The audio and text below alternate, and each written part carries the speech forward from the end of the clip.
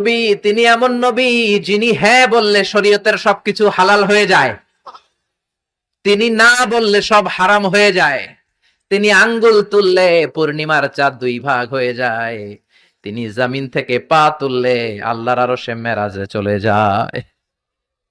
বিশ্বনবী যদি কয় হ্যাঁ করো করো করতে পারবা, ওটা হালাল। কারণ কোনটা হালাল কোনটা হারাম এটা আমাদেরকে বিশ্বনবী শিখিয়েছে, ঠিক তো না?